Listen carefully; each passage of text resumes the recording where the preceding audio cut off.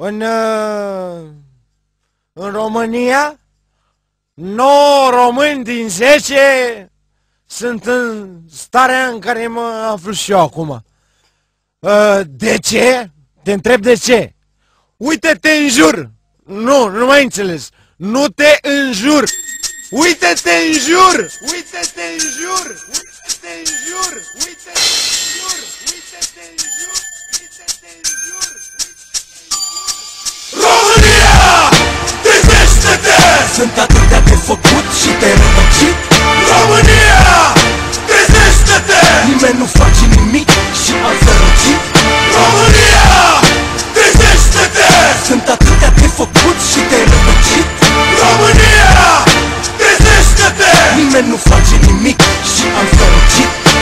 Câteodată stau și mă uit în geam la lumea care trece și habar n-am cum reușesc să treacă peste probleme care de prea mult timp le-au înnegrit mințile. Cred că e o stare de uitare pentru toți. Preferă să închidă ochii decât să dea în hoți. Nu mai știe nimeni ce înseamnă revoluție. Mai nou dacă taci, ci că e evoluție. Dacă nu zici nimic, nimeni nu zice nimic și te lasă să mori fără să lași nimic. La copii, la cei care or să vină, ce le lasă tătii cu durerea de splină. 100 de bani ai câștig pe lună, e bine. Nici carete la copii n-a pus să iei fine. Da, e bine, cartierul e plin de bănci, ca să nu cumva să cazi pe jos dacă n-ai ce să mănânci. România, trezește-te! Sunt atâtea de făcut și de rătăcit. România, trezește-te! Nimeni nu face nimic și am sărăcit. România, trezește-te! Sunt atâtea de făcut și de rătăcit. România, trezește-te! Nimeni nu face nimic și am sărăcit. Schimbarea trebuie să vină, o să vină când să vină. După ce se umple banca de bani și dai faliment, sau după ce deschizi un mare club de agrement. De vină e cine vrea să devină baștan, după urma noastră să ne ia și ultimul ban. Și mama a muncit 20 de ani la plan, dar s-a săturat și a pus mâinile pe piept și a plecat. Și nu cred că vrei să pleci atât de repede. Mama ta, tatăl tău, din casa ta, din viața ta, fă ceva, nu mai sta, nu mai dormita. Dar mai bine te duci la o pizza în oraș, nu? Cu banii de salariu să-i spargi pe toți acum. Trezește-te mă și fă ceva în plus. Dacă nu rup ce e sus, o să fie greu jos. Dacă doar pe tine n-o să ai bine, deci e timpul să faci ceva și pentru tine. România, trezește-te! Sunt atâtea de făcut și de rătăcit. România, trezește-te! Nimeni nu face nimic și am sărăcit. România, trezește-te! Sunt atâtea de făcut și de rătăcit. România, trezește-te! Nimeni nu face nimic și am sărăcit.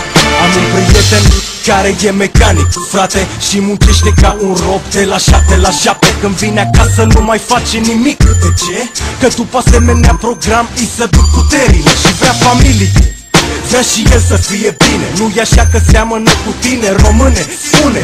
Câți dintre voi simt la fel viața și la câți dintre voi a murit speranța?